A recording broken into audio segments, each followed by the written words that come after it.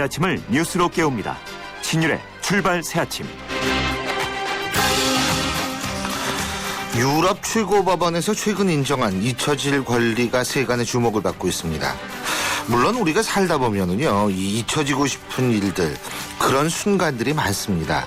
더군다나 요새같이 순간을 담아서 사진을 SNS에 올리거나 할 경우에는 나중에 정말 잊혀지고 싶은 것들, 이거 어떻게 할 수 없는 경우가 많아질 것 같은데요.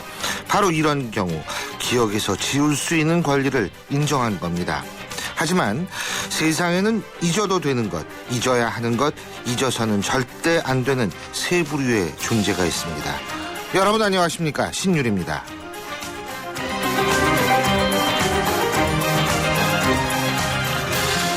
이번 세월호 참사는 절대 잊어서는 안 되는 일입니다. 그런데 우리 사회의 버릇은 좀 모든 것을 빨리 잊는 경우가 많은데요. 하지만 세월호 참사는 절대 잊어서는 안 됩니다. 반대로 이번 참사의 생존자들에 관한 일들은 빨리 잊혀져야 합니다. 이를 위해서 우리 사회는 생존자들의 인권과 그리고 프라이버시를 철저히 지켜줘야 한다는 생각입니다. 이 두 가지가 지금 우리가 할 수 있는 가장 중요한 과제가 아닌가 싶습니다. 신율의 출발 새 아침 지금부터 시작합니다.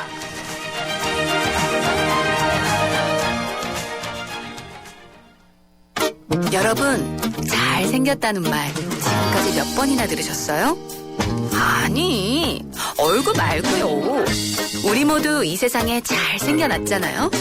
서로 잘생겼다 칭찬해 주자고요. 잘생겼다 LDA SK텔레콤. 에코로바의 산을 즐기는 새로운 생각. 따스한 햇살 속으로 배낭 하나 메고 미니멀 캠핑을 떠나보세요. 장비는 줄이고 자연을 배려하는 에코로바 미니멀 캠핑으로 당신의 산이 더 즐거워집니다. 에코로바와 함께 당신만의 산을 즐기세요. Keep your way, 에코로바. 차 안에서 먹고 또 먹어도 사람들이 타고 또 타도 페브리즈 차량용이 있으니 냄새 걱정이 없어요. 상쾌한 드라이브 페브리즈 차량용과 함께 페브리즈 차량용. 뉴스를 읽어드립니다. 뉴스를 보여드립니다. 뉴스를 들려드립니다. 최영일의 뉴스 매거진. 예, 저희 카피처럼 뉴스로 여러분들을 깨워드리는 시간이죠. 바로 최영일의 뉴스 매거진인데요. 오늘도 시사평론가 최영일 씨 나와 계십니다. 어서 오십시오. 네, 안녕하세요. 예, 시간이 빠르게 간다고 그래야 되나, 아니면 너무 느리게 간다고 해야 되나. 이 그렇죠. 세월호 전국 때문에요. 정말 참 시간이 묘하게 느껴집니다. 그렇습니다. 예. 그렇습니다. 근데 5월 중순이 이제 넘어갔어요. 오늘이 그렇습니다. 5월 16일이죠? 딱 그러네요. 금요일인데 네. 오늘의 헤드카피 어떤 겁니까? 네, 이게 좀 뜬금없이 들리실 수 있지만 만파식적입니다. 아, 만만파파식적 이렇게도 부릅니다. 아, 그렇습니까? 네. 근데 야, 이거가 그 신라 시대인가요? 그때 네. 이 전설 이거 불면은 막 외적들인가요? 뭐 그렇습니다. 도망가든가 부럽기 어떻게 그지없는 그죠? 예, 전설의 마법 필이죠. 네, 우리나라 그렇죠. 신라 신문왕 때 만들어졌다고 하는데요. 이게 신라 신문왕 때 5월 16째째 만들어졌다. 그래서 아, 그래요? 음력이겠지만 오늘이 만파식적 제조일이다. 뭐 전설의 물건이라 볼 수는 없습니다만. 예. 근데 이제 그 선왕 문무왕이 죽어서 나라를 지키는 용이 됐다고 하지 않습니까? 동해 대왕암이 있죠. 예. 근데 거기에 섬이 나타났는데 낮에는 2개, 밤에는 하나 대나무가 있어서 그걸 잘라서 피리를 만들었더니 위기 시에는 나라를 구하고 예. 나라 안에 여러 가지 이제 분란이 일어났을 때 이 피리를 불면 태평성대가 되었더라. 이런 전설이죠. 그렇군요. 태평성대. 이거 지금 만파식적 통해서 태평성대 만들 수 있으면 지금 진짜 이런 거 좀 있었으면 좋겠어요. 글쎄 그죠? 말입니다. 예. 이 나라 안팎이 워낙 시끄러우니 말이죠. 예. 자, 국회 소식 보면요. 5월 임시국회가 19일을 시작으로 한 달 동안 열립니다. 20일부터 세월호 관련 긴급 현안 질의가 소집되고요. 또 27일에는 세월호 관련 국정조사 요구서를 처리하기로 여야가 합의했습니다. 국정조사에는 청문회도 포함될 예정인데요. 예. 또 같은 날 후반기에 원 구성을 이제 위한 상임위 배분, 위원장 선출 여러 가지를 이제 처리하게 됐습니다. 예, 그렇죠. 국회가 빨리 움직여야죠. 움직일 때는. 그리고 참 이 안전행정위원회에서 여야 국회의원 가릴 것 없이 그렇죠. 질타했을 때. 맞습니다. 앞으로 국회 어떻게 돌아가는지 잠시 후에 새정치민주연합 박영선 원내대표와 얘기를 아이고, 나눠볼 직접 거니까요. 들으시는군요. 예, 한번 직접 들어보고요. 그리고 어쨌든 지금 수사 말이에요, 이거. 네.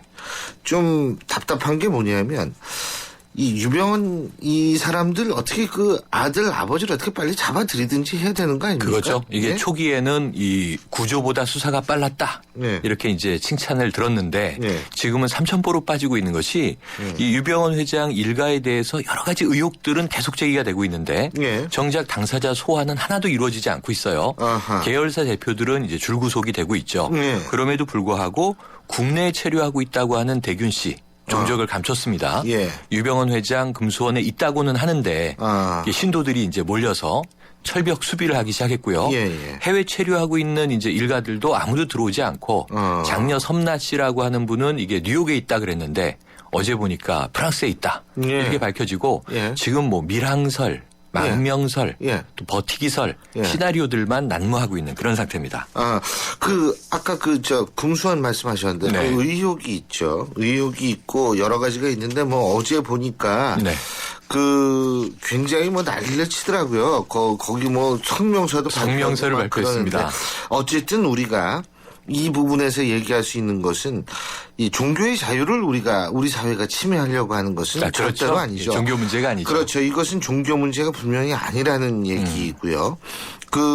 그리고 이제 사실 우리 입장에서 볼 때에는 이게 상당히 이 문제가 이 사람들 때문에 더 복잡해지는 거 아닌가 이런 생각이 드는데. 그래서 오히려 그렇죠? 예. 구원파의 좀 지도층이 이 검찰 경찰에 예. 협조를 해서 뭐 압수수색 영장 가지고 가면 예. 유병헌 회장이 그렇죠. 있다 없다 수색하게 해주고 조용히 맞습니다. 마무리해야 되는 게 아닌가 싶습니다. 근데 지금 이 와중에 바깥에도 좀 걱정이 있어요. 그죠? 네, 이게 만파식적 이게 뭐 내란, 외환 여러 가지 문제를 이제 예. 같이 잠재워줄 수 있다고 예. 하는데요.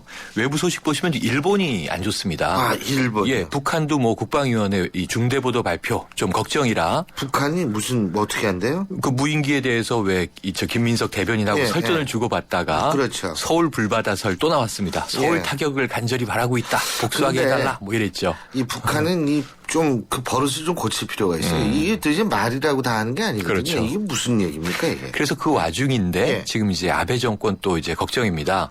어제 아베 총리가 이제 평화헌법을 우리가 헌법 해석을 변경해서 집단 자위권을 가질 수 있는 보통 국가가 돼야 한다. 이런 이야기를 했는데요. 우리는 전쟁을 일으킬 나라가 아니다 그랬지만 전쟁을 수행할 수 있는 권리를 갖겠다는 거기 때문에 예. 불안할 수밖에 없죠. 아니 전쟁을 이렇게 이것도 말이 문제인데 이게 말로 할 게 아니에요. 이거 행동으로 보여줘야 되는데 의심삼사 말로만 그러면 누가 믿습니까 그걸? 예? 그렇습니다. 그러니까 향후 관계가 참 걱정되고 좀 진짜 그렇죠. 좀 겁나고 이런 지금 거죠. 또 관련해서는 그 위안부 배상보상 문제, 예. 이 한일 그 외교부 국장의 이 회담이 시작됐는데요. 예. 어제 또 2차 회담이 있었는데 뭐 아무런 성과 없습니다. 예. 다음 달에 또 이제 서울에서 3차 회담이 열리거든요. 예. 아베 정권을 이게 믿을 수가 없는데 어제 이 아베 총리의 담화와 관련해서 우리의 외교부 대변인 논평이 있었거든요. 네. 굉장히 지금 이제 긴장된 상황에서 이 한반도 정세와 관련해서는 우리의 동의 없이 일본 혼자 마음대로 처리할 수 없다. 이렇게 엄포를 놨는데 네. 문제는 이제 미국에서는 이 아베 총리의 입장에 대해서 환영을 내놓아서 한미일 관계가 좀 교차하고 있습니다. 그렇죠. 자, 그러고 우리만 이렇게 걱정되는 게 아니고 터키도 참 여러 가지 심각합니다. 심각하죠. 이게 예. 가슴 아픈 문제죠. 맞습니다. 우리가 특히 또 이제 그런 참사를 예. 최근에 겪었기 때문에 터키의 탄광이 이제 폭발되고 매몰돼서 지금 사망자가 280명이 넘어가고 있거든요. 예. 이 상황에서 우리가 한때는 또 형제 국가 이렇게 부르기도 했었는데 예. 또 이 터키인들의 아픔에 우리가 좀 같이 공감하고 애도해야 될 것 같은데요. 그렇습니다. 여기도 지금 정부 비판, 반정부 시위 또 이 고위 관료들의 설화 여러 가지 문제가 비슷하게 터져나오고 있습니다. 그렇습니다. 1980년대 초반의 영화입니다. 영화 미션의 주제곡이 지금 나오고 있습니다. 가브리엘 소우버인데요. 정말 이 영화는 전 이 음악을 들을 때마다 여러 가지 생각이 들어요. 종교가 이런 것이다 하는 생각이 들거든요. 그럼요. 네. 그리고 종교와 인간의 관계. 그렇죠. 도대체 종교는 왜 존재해야 하는가에 대한 근본적인 의문을 전해주는 그런 영화였었는데요. 그렇습니다. 오늘 하루만이라도 세상에 평화가 있었으면 좋겠습니다. 오늘 말씀 잘 들었습니다. 네, 고맙습니다. 고맙습니다.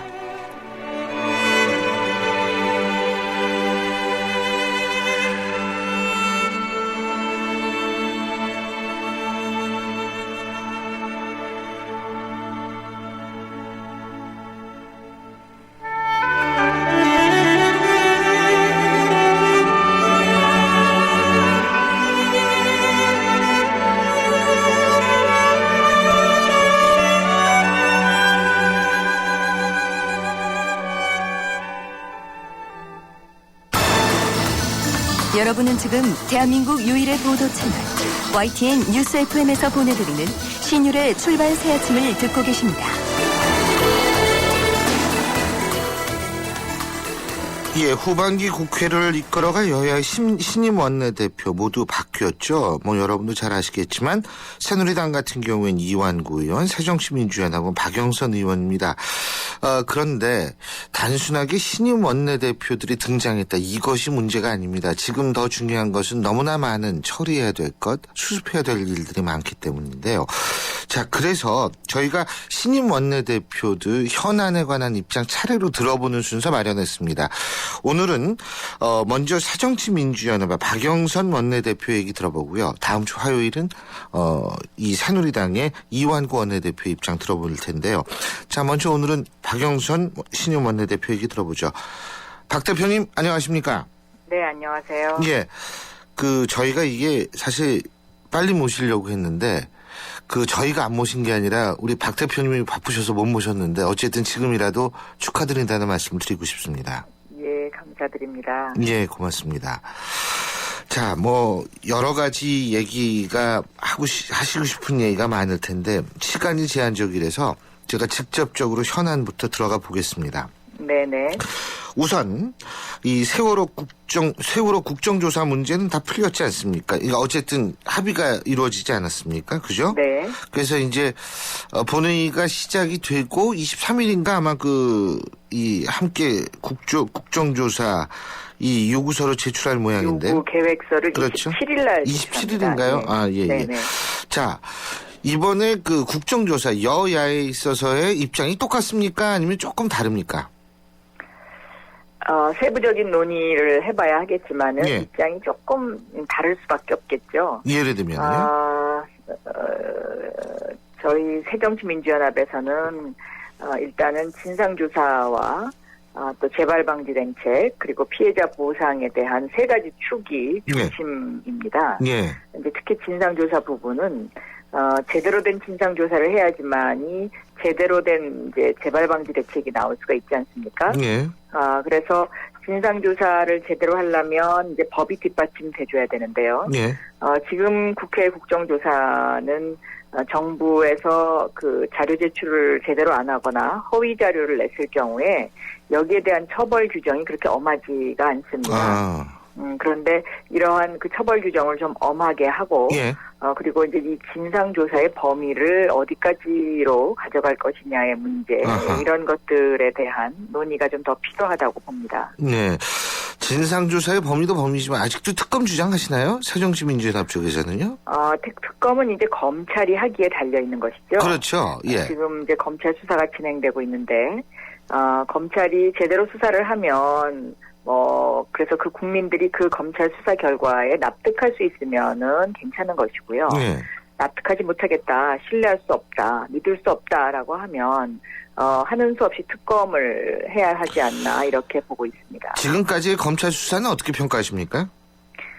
검찰이 열심히 수사를 하는 것으로 보이긴 합니다만은, 앞뒤 순서가 좀 안 맞거나 방향성에 있어서는 조금 의문을 제기할 수 있는 부분도 있다고 보여집니다. 예를 들면 순서가 뭐가 바뀌었을까요? 수사라는 것은 이런 사건이 났을 때는 초동 수사가 굉장히 중요한데요. 예. 초동 수사 단계에서 해경의 초동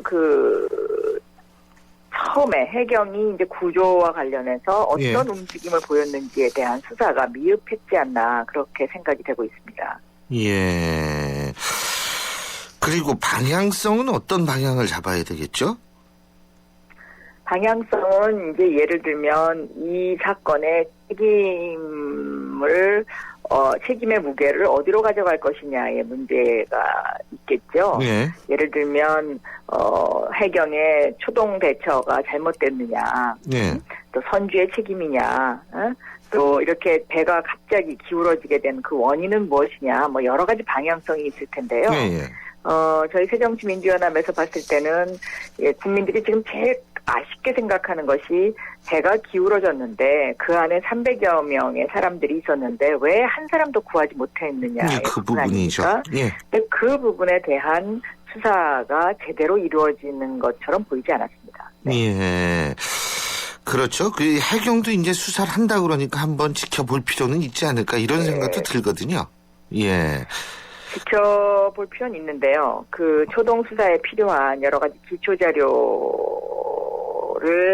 그 검찰이 과연 제대로 확보했느냐. 예. 그런 문제는 좀 따져볼 그렇죠. 필요가 있죠. 네. 제가 사실 6021님 문자를 잠깐 소개해 드릴게요. 네. 6021님이 이런 문자 주셨어요. 저는 민주당 때부터 쭉 응원해 온 사람입니다. 그런데 요즘 야당 지지율이 너무 낮은데 그 원인이 뭐냐 이런 질문을 해 주셨는데요. 그 질문에 대한 답은 조금 이따 해 주시고요. 요것과 연관되게 제가 좀 여쭤볼 게 하나 있습니다. 책임 문제가 지금 나와서 그런데 그 책임이라고 얘기를 했을 때 아주 일각이라고는 생각합니다만 박 대통령 퇴진 문제까지 들고 나오는 그런 쪽이 있습니다. 사실은 네. 야당의 입장에서요. 그런 부분에 있어서는 분명히 일정 부분 통제를 할 수는 없겠습니다만 만일 동의를 하지 않는다면 적극적인 의견 개진은 해야 되지 않을까 이런 생각도 드는데 그 부분에 대해서는 어떤 의견이십니까? 저는 뭐든지 단계적인 접근이 중요하다고 보고 있습니다. 예. 지금 저희 야당도 국회에서 현안 보고를 제대로 받아본 적이 없기 때문에 예. 무엇이 잘못됐고 누가 책임이 있는지에 대해서 제대로 파악할 수가 없는 그런 상황입니다. 예.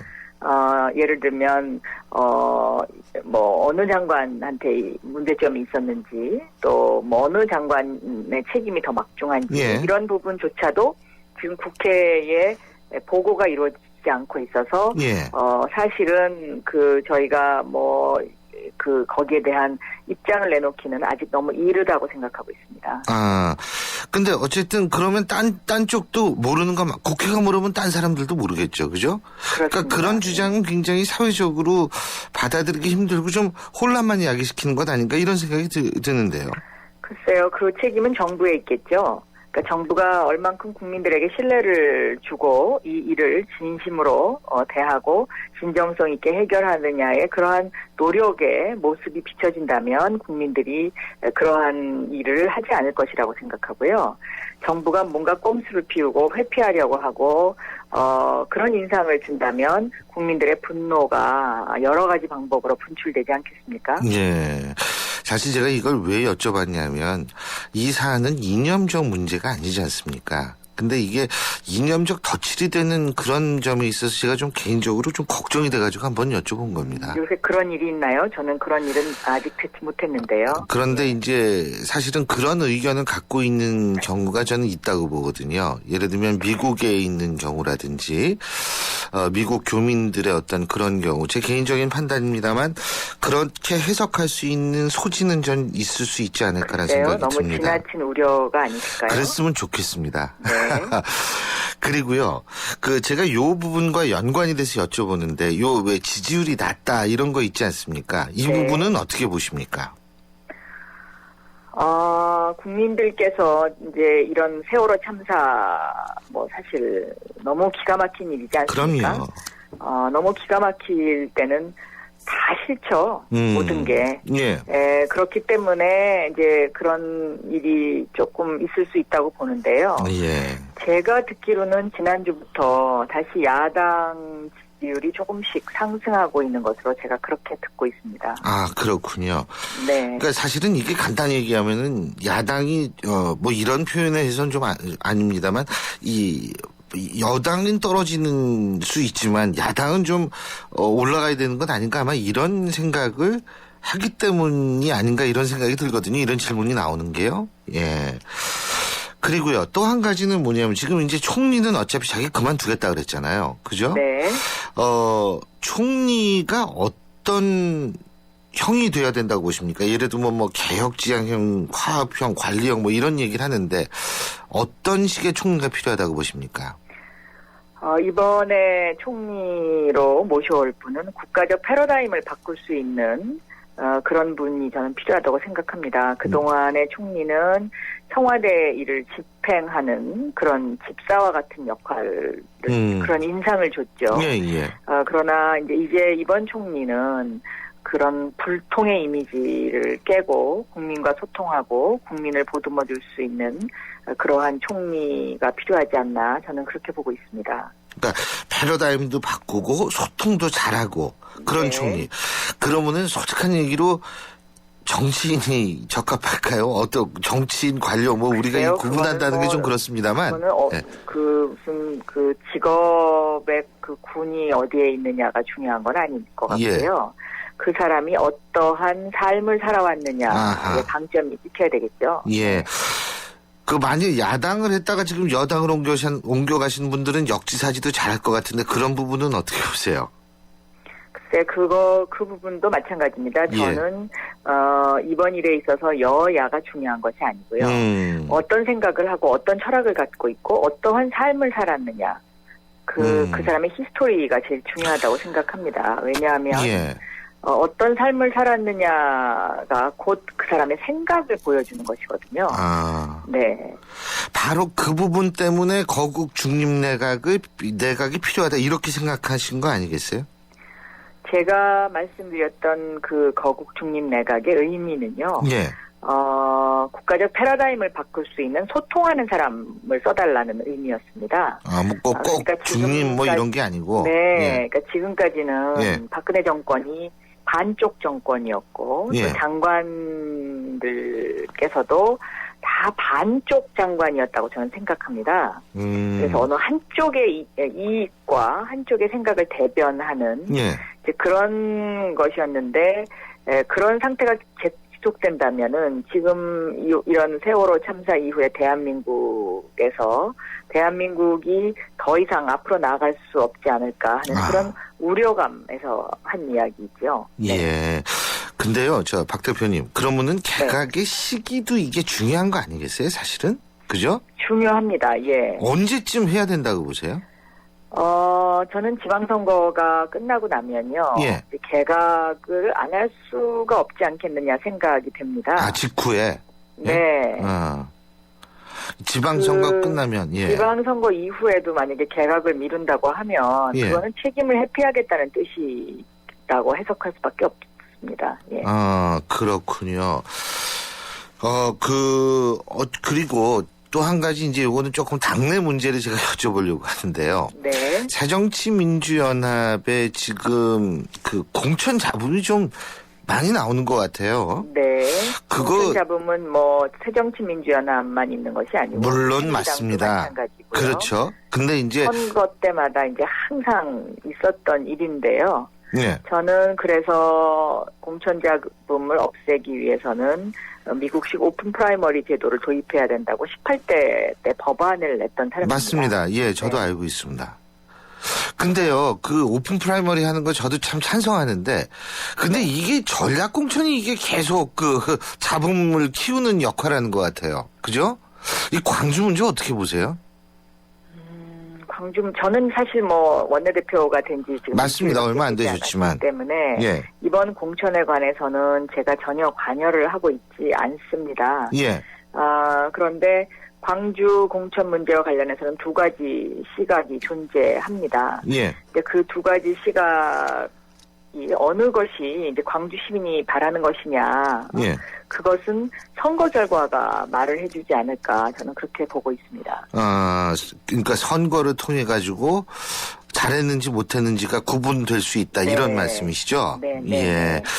그래, 제가 이 부분이 또 여쭤본 이유 중에 하나는 뭐냐면, 아까 지방선거 이후에, 직후에 이제 내각도 바뀌어야 되고, 이렇게 말씀을 하셨는데, 지금 이 내부에 여러 가지 좀 내부에 문제 없는 정당은 없습니다만, 새정치민주연합도 지방선거 이후에 여러 가지 이제 공천 문제도 있었고 했기 때문에 좀 바뀔 가능성이 있지 않을까 해서 하나의 사례를 여쭤본 거거든요. 어떤 변화가 있을 거라고 생각하십니까? 선거 직후에. 글쎄요. 그 변화를 지금부터 예측한다는 거는, 그거는 좀, 너무 질문을 빠르게 하신 것 같아요. 아유, 워낙 모시기 힘들어가지고, 모신 김에 그냥 한꺼번에 아니요. 물어보는 거죠, 뭐. 제가 자주 나오겠습니다. 아이, 네. 진짜 약속해 주시는 거죠? 아이, 고맙습니다. 네.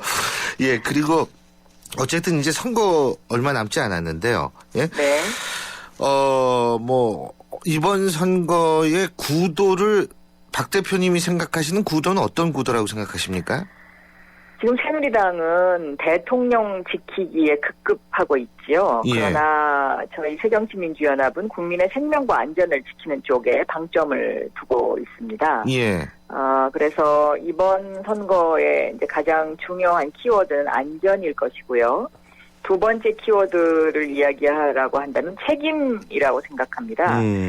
과연 이 책임론과 관련해서 지금까지 이렇게 국민의 안전과 생명을 지켜주지 못한 책임이 과연 누구에게 있느냐, 이것을 국민들에게 묻는 투표가 될 수도 있지 않나 생각하고 있습니다. 예. 그렇군요. 어쨌든 6.4 원래 지방선거는 좀 야당이 유리했잖아요, 계속. 그죠? 그러니까 이번에도. 글쎄요, 꼭 그렇다고 볼 수는 없죠. 아니, 근데 통계적으로 보면 그렇다 이겁니다. 딱 한 번 여당이 이겼거든요, 여태까지. 네.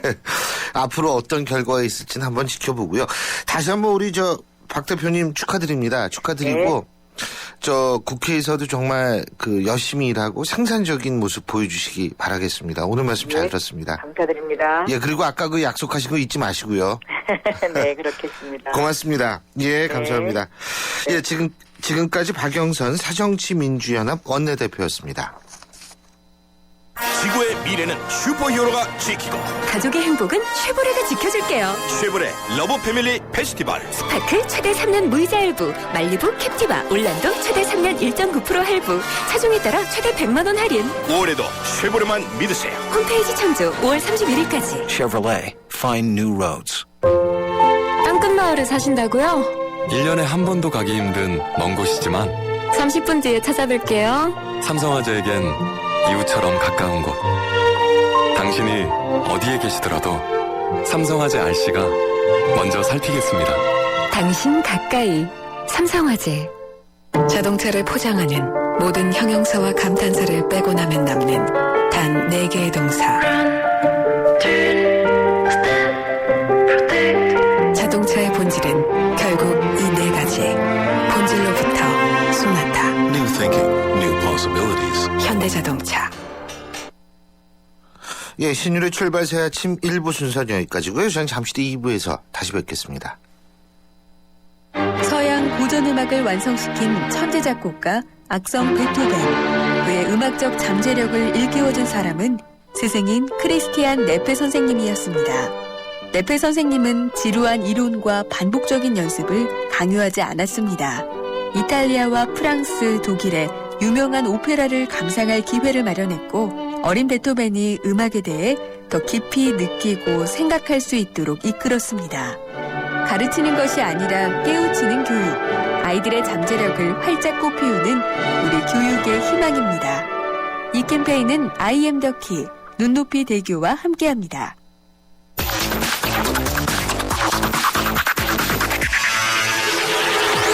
신율의 출발 새 아침. 예, 출발 새 아침 2부 시작하죠. 자, 전 광고 듣고 오겠습니다. 안녕하세요. 초보 운전자 수지입니다.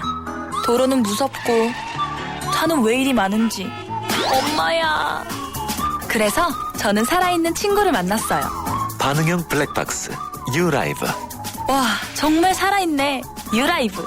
살아있는 블랙박스 유라이브.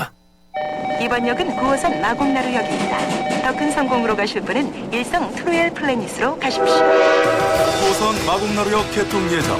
오피스텔 이제는 마곡으로 환승하라. 마곡지구 골든블럭의 중심 마곡나루역 일성 트레일 플래닛. 문의 1899-7182 일성건설. 가리고 흉터 가리지 마세요. 흉터 전문 더마틱스 울트라. CPX 성분이 흉터를 흐리고 부드럽고 매끈하게, 흉터에 더 자신있게. 더마틱스 울트라. 이탈리아 글로벌 제약회사 메나리니.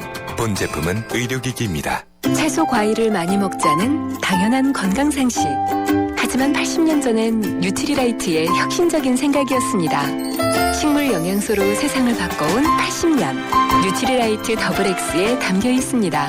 80년 식물 영양소 전문가. 뉴트리라이트. 건강기능식품 광고입니다.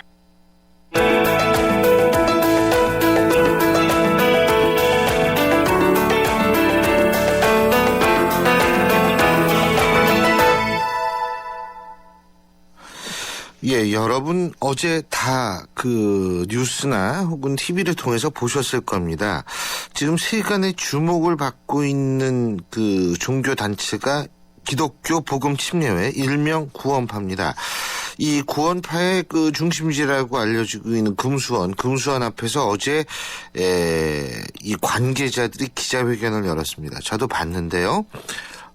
박근혜 대통령을 당신이라고 지칭을 하고 참 어떻게 일이 돌아가는지 좀 기가 막히다는 생각을 가지신 분들이 많았을 거라는 생각이 듭니다. 더군다나 순교도 불사하겠다 이런 구호를 외치고 있는데요.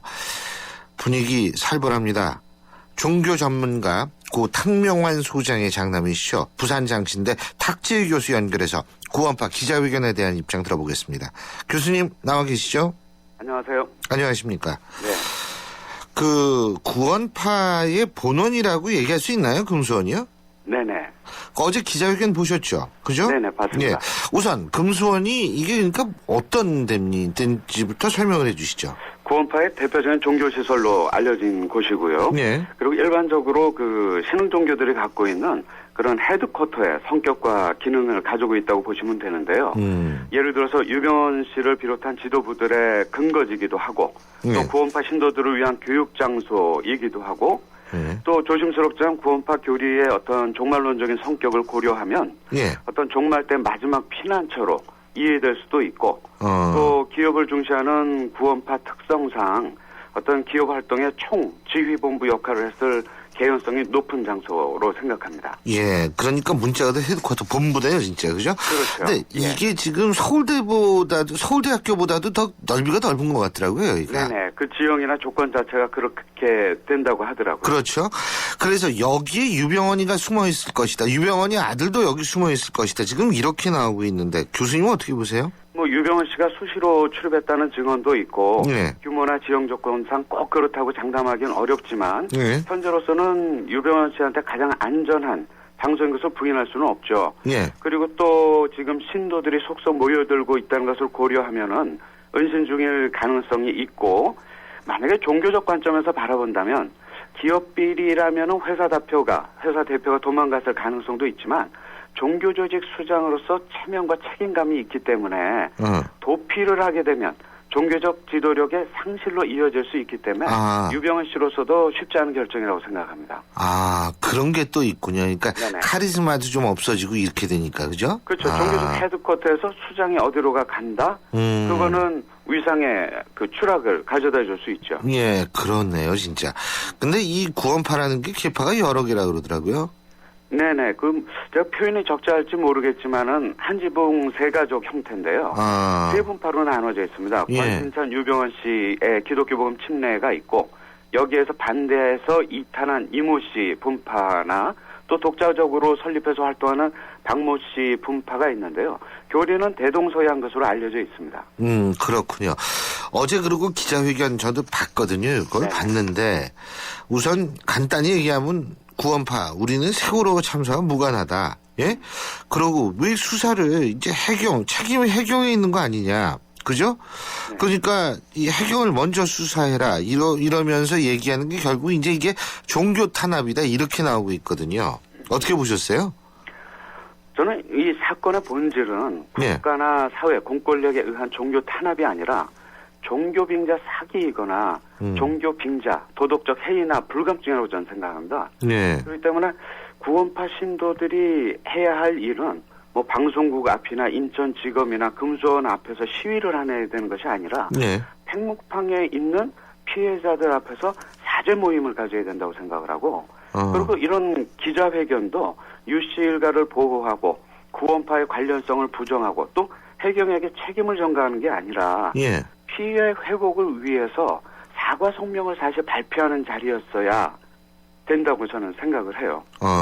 그러니까 이게 사죄 모임을 했다 말씀하셨는데 그렇다면은 교수님께서 보실 때에는 분명히 지금 본인들이 부인하고 있는 구원파라는 종교 단체와 청해진을 비롯한 유병원의 기업들 이게 밀접한 관계가 있을 수밖에 없다 이렇게 보시는 거네요. 그죠? 역으로 질문을 드리면은 예. 관계가 없다는 증거가 지금까지 나온 게 어떤 게 있습니까? 없지 않습니까? 예. 네. 그렇죠. 저도 사실 뭐 종교의 탄압이다 그러면서 또 유병원도 뭐 자기네 구원파의 신도 중에 한 사람이다라고 얘기를 하면서 또 딴 얘기하는 거 보면 저도 잘 이해를 못 하겠더라고요. 근데 또 한 때는 예. 어떤 방어 논리죠, 사실. 제가 또 한 가지 여쭤볼게요. 네네. 뭐냐면 지금 어제 보니까 김기춘 청와대 비서실장의 이 성함이 이렇게 딱 걸려 있더라고요. 그러면서 세월호 침몰 사고 이후 과정이라는 건 91년 오대양 사건과 똑같이 진행되고 있다. 네네. 전 이게 뭐가 똑같은 건지 잘 모르겠는데. 저도 궁금합니다. 교수님도 모르시는구나. 예. 오대양 사건과 유사성이 있다고 궁금해하셨는데. 예. 저는 그 유사성이 있다는 데는 동의합니다. 어떤 제가 보는 유사성? 관점은 좀 다르거든요. 예.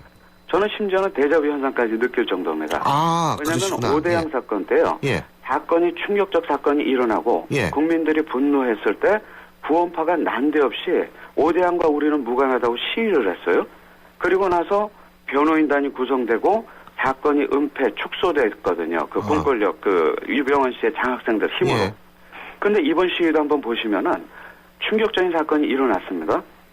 국민들의 공분을 샀어요. 그렇죠. 근데 이해할 수 없는 구원파 신도들의 시위가 이어지고 있습니다. 예. 여기까지는 똑같지 않습니까? 예. 그리고 이제 변호인단이 구성해서 위법한지 적법한지 실천법 문제를 가지고 법률 논쟁을 벌일 거고. 예. 그 다음에는 정재계에 있는 유병원 씨의 장학생들, 유병원 씨가 보험을 들어놨던 그분들이 등장하겠죠.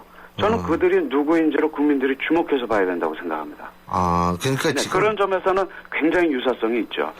그 데자뷰 현상이라는 표현을 말씀하셨는데요. 네? 네네. 이른바 평행이론, 데자뷰 현상 다 좋습니다만 그 오대양 사건이라는 것이 여러분도 다 기억하시겠습니다만 어쨌든 집단적으로 극단의 선택을 했다라고 지금까지는 결론이 나 있는 사건 아닙니까? 네네. 그렇죠? 네. 그렇다면 지금도 이게 사실 그게 좀 우려가 되더라고요. 경찰도 그래서 진입을 못하는 것 아닌가 이런 생각이 드는데 그런 가능성 전 사실 입에도 담기 힘듭니다만 극단적인 선택의 가능성도 있다고 보십니까?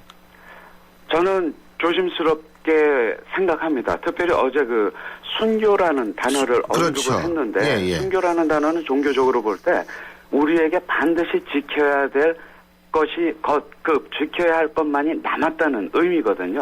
포기할 수 없는.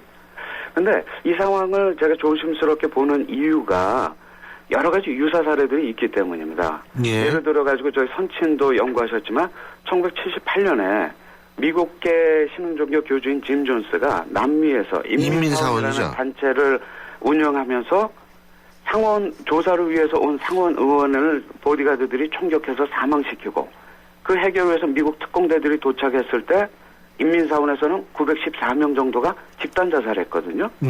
그리고 한 1993년경에 텍사스 와코에서도 데이비 코렛이라고 하는 사람이 데이비 파를 운영하고 있을 때 연방 특공대가 불법 무기 소지 등 혐의로 진입을 시도했는데 진입 과정에서 방화가 일어나고 또 사상자가 생기면서 한 80여 명이 사망을 했거든요. 근데 이 여러 가지 것들이 대부분 이단 종교와 공권력의 충돌 과정에서 사실 발생한 겁니다.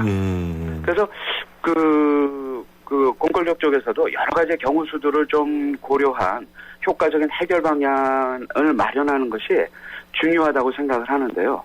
무엇보다도 이런 불상사를 막기 위해서는 단 하나의 남은 선택은요. 유병헌 씨가 기업과 종교 조직의 최고 책임자로서 당당하게 조사를 응해야 됩니다. 그래야만 예상될 수 있는 많은 불상사들을 막을 수 있죠. 근데 제가 궁금한 게요. 네. 그 유병헌 씨가 기업의 뭐 최고 책임자 이런 거는 수사 결과로 다 나오는 것 같은데 이 사람이 그 집단 내에서 어떤 위치에 있길래 이렇게 막 온 이 구원파 신도들이 다 나와서 감싸느냐. 이 구원파 교리 입장에서의 유병헌의 위치는 뭐라고 보십니까?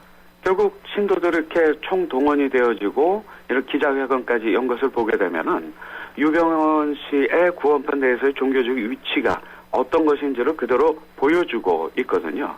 우리가 이 구원파 문제는 어떤 기업 문제로 접근해서는 그 본질을 보기가 쉽지가 않고 이것은 종교적인 신념으로 엮여진 기업의 문제입니다. 일반 기업에서는 어떤 불합리한 지시나 비상식적인 지시가 있어도 옳고 그름의 잣대로 바라볼 수 있지만 종교적 신념으로 엮여진 기업 조직에서의 그러한 어떤 영업 지시나 이런 것은 순종과 불순종의 잣대이거든요. 그래서 우리가 일반적으로 볼 수 없는 운영 논리가 그 안에 있는 거죠. 그 정점에 유병헌 씨가 있는 거고 유병헌 씨가 있기 때문에 기업형 종교 조직이 가능한 거죠. 알겠습니다. 어쨌든 이 사태가 아마 오늘도 주목을 받을 수 있지 않을까라는 생각이 드는데요. 저희가 계속 한번 주시해 보겠습니다. 네네. 예, 오늘 말씀 잘 들었습니다. 고맙습니다. 네, 고맙습니다. 예, 지금까지 부산장신대 탁재희 교수였고요. 저희가 구원파 측의 입장을 들으려고 구원파 측에서도 접촉을 했었습니다. 그런데 그것이 인터뷰가 성사되지 못했는데요. 구원파 측에서도 반론을 제기하려면 언제든지 저희가 인터뷰에 응하겠다는 말씀을 지금 꼭 드립니다. 한때 보리 하나로 콜라와 싸워 전설이 되신 분이 계셨지. 국내 최초 보리판 산업료로 콜라의 아성을 흔들었던 맥콜. 진수를 맛보리 맥콜. 안녕하세요. 송혜교예요. 전 요즘 맛있는 물 고를 땐 핑크만 보고 골라요. 우리 몸의 건강한 색은 모두 핑크잖아요. 건강한 물의 새로운 기준 핑크라벨 아이시스 8.0 건강한 미네랄 밸런스로 생기있게 핑크빛 생기에너지 아이시스 8.0 핑크만 기억하세요. 하나의 스프링 믿기 힘든 두 가지 플레이. 넥스트 침대 가격이 탄생시킨 하이브리드 테크에 누워보세요. 부드럽게 맞춰주고 단단하게 또 한 번 받쳐주죠. 원 스프링, 투 플레이. 에이스 하이브리드 테크. 당신을 위해 내가 더 완벽해질게요. 물이 머무는 저수조부터 물이 나오는 코크까지 안파크로 깨끗하게. 내가 처음이야. 이런 신선함. 쿠쿠 코크살균 정수기 인앤아웃. 우리 집 통신 대표번호 101. TV지를 101로 인터넷을 101로 문보이도 101로 모두 가입해 CCTV만 봐도 101로 함께 101. 우리 집 통신은 101로 모두 다 해결해요. LG U+. 예, 신율의 출발 새 아침 3부 순서는 여기서 줄이겠습니다. 잠시 후 8시 뉴스 들으시고요. 전 8시 10분에 다시 오겠습니다.